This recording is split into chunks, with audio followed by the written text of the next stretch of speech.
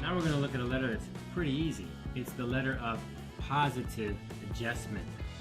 That is, we're going to give the customer what they want after they wrote a letter of complaint. That is, there was a problem.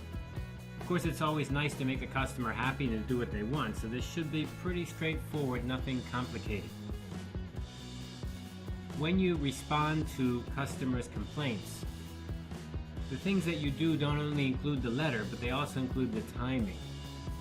It's best that you respond to the customer right away, immediately, and take their complaints serious. Try to understand the history of the case, and then inside your letter, write a little bit about that, letting them know you understand. Of course, it would be easy for us just to say, yeah, whatever you want, we'll return the product, we'll give you a new one, that's okay. But it would be nice to have a good relationship with the customer and let them know, hey, we actually appreciate you and you're helping us to improve in a way. The goal of a positive letter of adjustment is to keep the customer's goodwill, and of course that's a key point. The customer has a relationship with us, they buy our product, they buy our service, but we would like them to also like us and say good things about us, especially in today's world where they can go online and just spread bad news about us very easily, very quickly. We would like to keep their goodwill. So goodwill is an idea that I think is very important in this letter of positive adjustment. We don't want to just give the customer what they want. We also want to keep their goodwill. Now this should be easy since we're giving them what they want, at least in part. Sometimes we give them everything they want, and of course then that should be pretty straightforward. We're going to do something that they requested. Maybe we can even do more than they requested. A letter of positive adjustment will often contain 3 paragraphs. The important point of this letter is to be specific and to include any information that helps to clarify the situation, like account, numbers, money, amounts, the dates of purchase or returns. If there's some part of the request that you did not grant, then you need to explain why.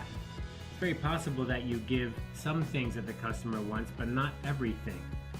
So that also is a positive adjustment letter because you're giving something, but not everything. Sometimes customers may be confused or may even be unreasonable.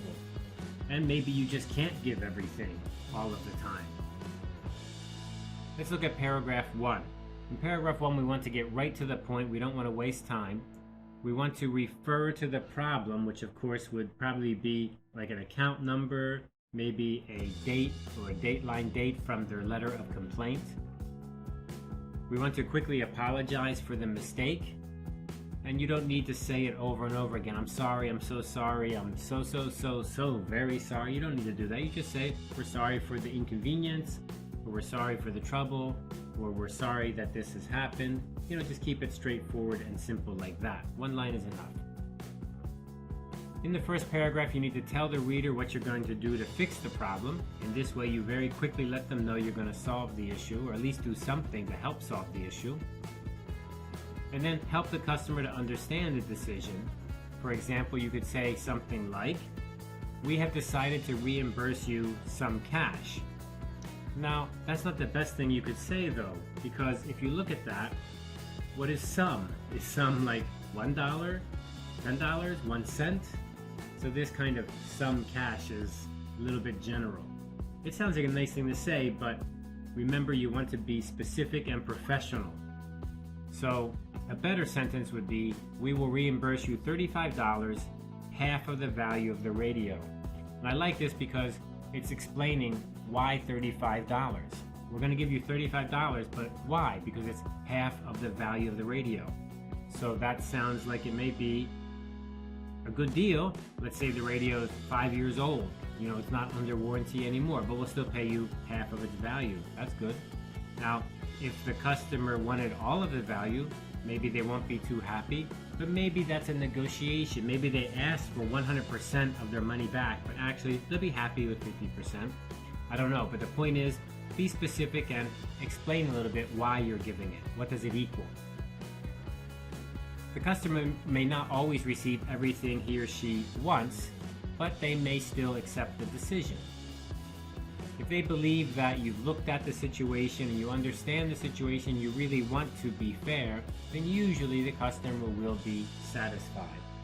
Let's look at some examples of paragraph number 1. I am unhappy to hear the problems you have had with your new computer, which are beyond your control. I have contacted the dealer from whom you bought the computer. You can pick up your computer at no charge. So this is very straightforward, very easy. The first part here is saying, I understand your situation. Sorry about that. I'm unhappy, right? That's not really our fault. It's the computer repair store's fault. They did not want to repair for free. They wanted to have a charge, even though they shouldn't. So it's not really our fault, but we still say, hey, we understand. And then we say here, what did we do to solve the problem?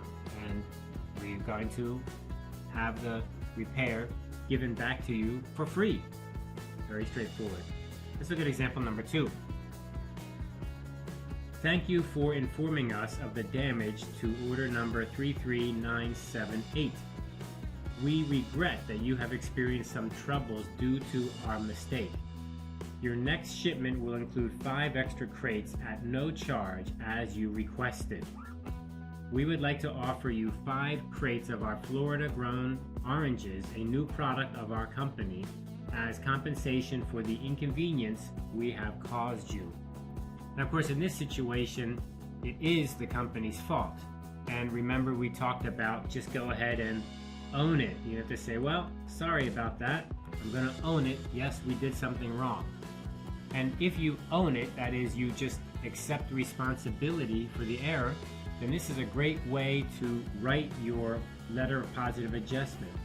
Not only do you give them what they want, here's the case number, this is a reference, and what are we going to do? We're going to give you what you want as you requested. Those are the things you asked for. But we're also going to give you something more, and in that case, the more is 5 other crates of a new product we have. Of course, we're trying to also show a new product. Maybe the customer would like the product and buy, but we're trying to also just be friendly and try to overcome any bad feelings. Remember, it's a win-win situation when you have a buyer and a seller. You get what you want, I get what I want. So when there's a mistake, I don't think anyone's really anxious or happy to cause trouble. They want to solve it. So anything you can do to make it smoother, to make that relationship go on in the future, is a good thing. This letter is the perfect opportunity to do that.